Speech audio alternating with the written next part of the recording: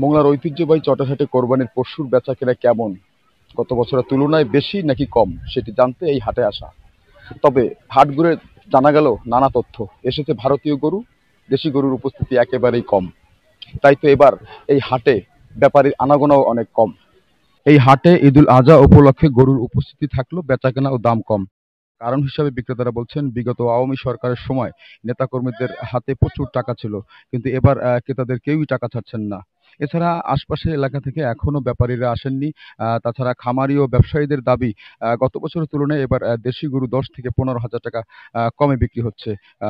এদিকে অতিরিক্ত হাসিল এবং রাস্তাঘাটের বিষয়ে নজর দিতে বলেছেন হাটে আসা ক্রেতারা। তবে অতিরিক্ত হাসিল আদায় এবং চাঁদাবাজি বন্ধে কঠোর অবস্থানে থেকে আইনশৃঙ্খলা বাহিনী নজরদারি চালাচ্ছেন বলে আমরা দেখতে পাচ্ছি। এদিকে ঈদুল আজহা উপলক্ষে মোংলার পশুর হাটে তুলনামূলক গরুর চাহিদা তুলনায় কম বলে জানিয়েছেন উপজেলা প্রাণী সম্পদ কর্মকর্তা ডাক্তার অমল কৃষ্ণ সরকার।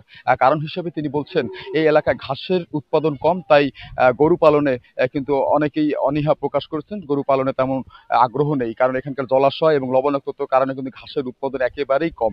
সে কারণে কিন্তু গরু উৎপাদনে প্রতিবন্ধকতা তৈরি হচ্ছে। তিনি আরো বলেন যে আসলে এই গরুর চাহিদা, মানে সেই গরুর চাহিদা মেটাতে কিন্তু এই এলাকার আশপাশ থেকে কিন্তু অনেক ব্যাপারীরা গরু নিয়ে আসবে।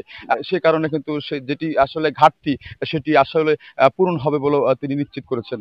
তো এই ছিল মোংলার ঐতিহ্যবাহী চড়াই হাটের একদিন আগেই কোরবানির হাটের খবর, শেষ খবর। Abul Hasan, channel 24, Mongla. Breakfast, tiffin কিংবা স্ন্যাক টাইমে মজাদার আয়োজন মানে অল টাইম ব্রেড।